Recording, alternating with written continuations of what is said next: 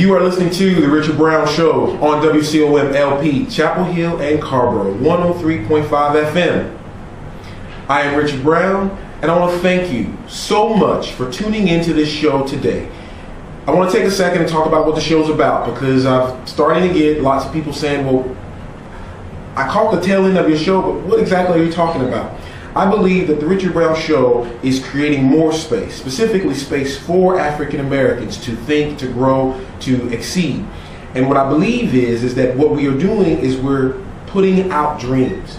And then what we're going to do is take those dreams and slowly but surely figure out ways, means, methods to turn those dreams into reality. So today, Katie and I are going to talk about that in the context of small business. Very, very important, because small businesses do it every day. What they do is they take a vision and they turn that vision into reality, or at least that's what they do with Katie's help. How are you? Thank you for coming on the show. Thank you so much for having me. Talk a little bit about what your business is and how you help people to do just what we talked about in the intro of the show. My business is Smart Moves International. It's a marketing strategy consulting firm. And what I do with small businesses is help them, first of all, crystallize their vision of where they want their business to be. Then we look at where they are today, and I help them map out a path to get to that vision. That's the marketing strategy, that's the marketing plan. Once they have that, then they can execute, and everything fits together, and everything that they do really does take them to the point that they want to be. For this hour that we have, I think the one thing that I want to come back to constantly is, number one, as I was driving up here, what I recognize is that in order to do those things, you have to have multiple skill sets. Most of us who are in business are either good at the strategy part, but then we're weak on the execution and the actual marketing piece. Or perhaps we're, kick butt on the marketing piece, but our strategy's probably a little weak, and then our execution a little weak. And what we've laid out is almost a three-pronged attack.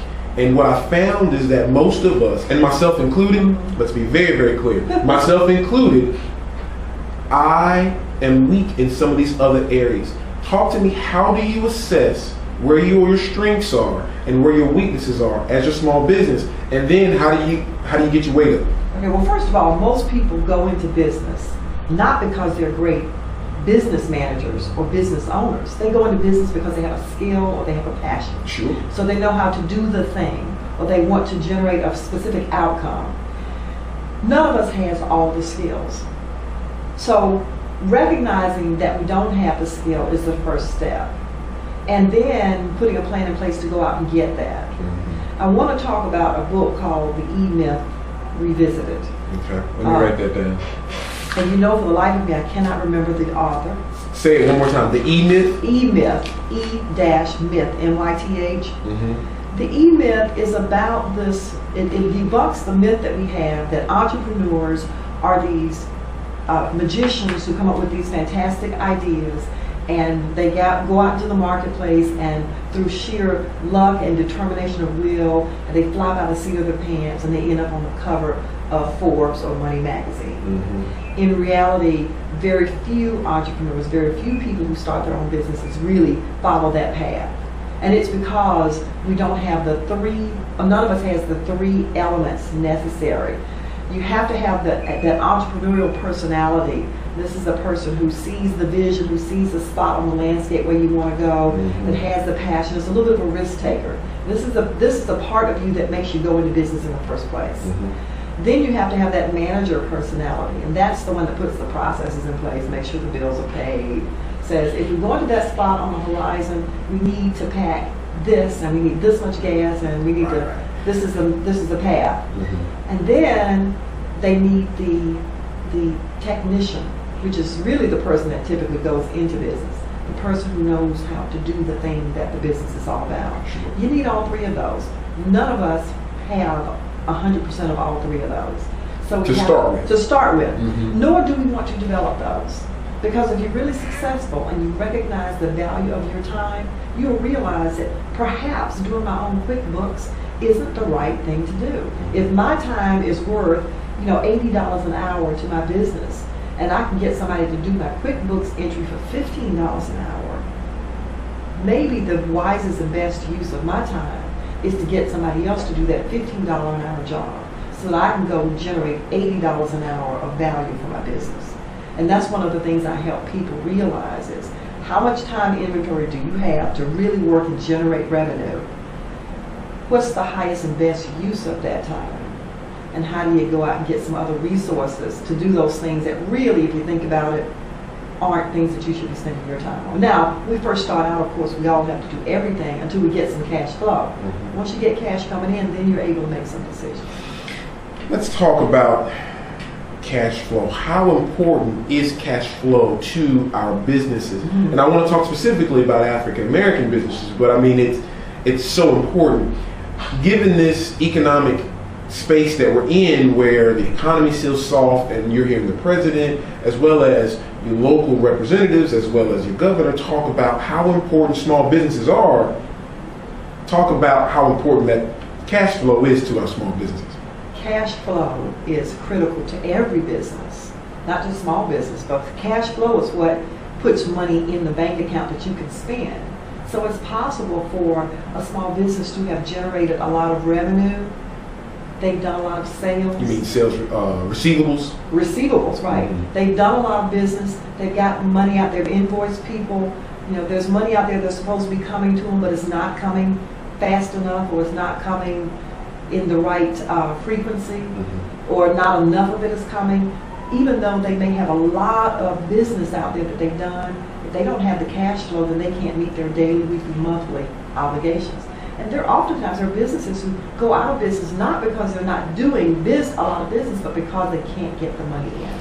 So that speaks to the manager component, is that the manager hasn't yet figured out their process to the point where they know, okay, I got this coming out, I got this coming in, and I need to be focused on making sure that these things match up, or at least to the point where I can get to this next stage of the game. Right. And I think that, and I went through this as well, I think every small business person goes through this, especially if you come from corporate America, mm-hmm. where you never had to ask for the money. Mm-hmm. Sometimes when we first start out, we're not comfortable asking for money.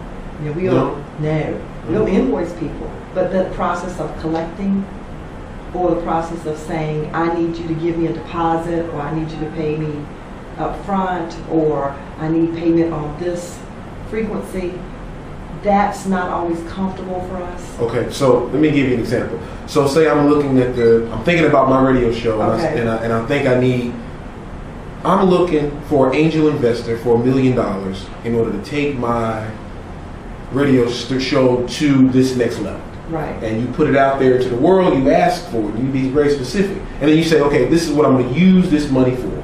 I'm going to use this money in order to syndicate my show mm-hmm. in these states, ... Right.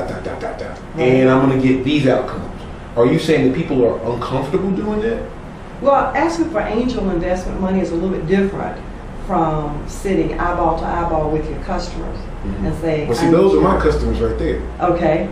Right? Right, those are your customers. Mm-hmm. So, but I think that it's a little bit different for the average small business person mm-hmm. who's just saying, here's my widget, or here's my service offering, and I need you to pay this much for it, and I need you to write me that check right now for this amount of money. You know, it's the down and dirty. And you're saying that most businesses are no, because we're not talking about businesses. What we're talking about is individuals. That's really, as a business, and maybe that's the way to get over the hump for you small businesses that are out there. Mm-hmm. Don't think about it as you asking as an individual. Think about it you asking as a business. As a business. My business X. And actually, especially if you're incorporated, the government sees your business as a separate individual. Mm-hmm. And what I've found is helpful to my clients is if I can get them to think about their business as something that has its own personality and its own life. Mm-hmm. And that can live beyond you. Like your child. Mm-hmm. Now, if you needed $500 for your child, don't you think you would go out there and ask for it? Your business is like your child. It's something you've given birth to, that you're going to grow and you're going to develop, and you